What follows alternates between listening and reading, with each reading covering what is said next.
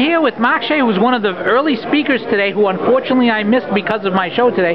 Mark, tell my readers and my listeners a little bit about your story. Something, if you can say something fast about it. Well, we talked today about 101 reasons not to be Catholic. We looked at all the different things that our culture says about the faith, about why you shouldn't be Catholic, and what you discover is that the complaints about the faith contradict each other. The church is too tall, the church is too short, the church is too fat, the church is too skinny, it's too round, it's too square, it's too red, it's too green. And the complaints all cancel each other out, which leaves us with the only reason to be Catholic, which is that the faith is true. Yes! Somebody finally said it out loud. I'm constantly asking people, what is the one reason to be Catholic? And I'm getting all these answers, and because it's true is the answer. And I didn't have to prompt you. So that's what we talked about today, and we had a good time. This conference rocks the house.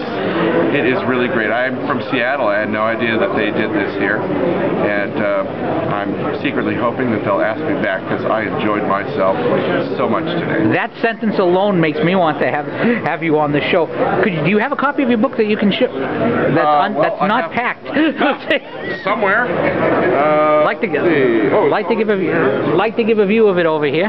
Well, none of the books that I've written, by myself at any rate, now here, because they're all sold out. Now, when did you come to the conclusion that Catholicism was true? Now, I had an unfair advantage because there's been a few miracles associated with my family that I've seen firsthand. So it's not a book; it's a set of CDs. Making sense of the script, out of Scripture. Making sense of Scripture, which is a book that I have as well, that basically talks about how the Catholic Church reads Scripture. So what we believe as Catholics is the four senses of Scripture. Scripture's got a literal sense.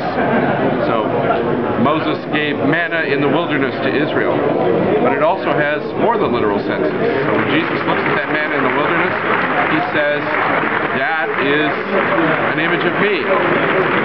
I am the living bread that came down from heaven, says Jesus. So if you want to know what that manna means, it means Jesus in the Eucharist. And over in the New Testament, the Gospel writers, Paul, Jesus, always look at the Old Testament, and they're looking at it looking for these other senses of Scripture. Now, as my battery's about to die, very quickly tell me your website so people can find out about you more. Mark-Shea.com. Mark, thank you very much for your time, and hope to see you here again. All right, we'll see you.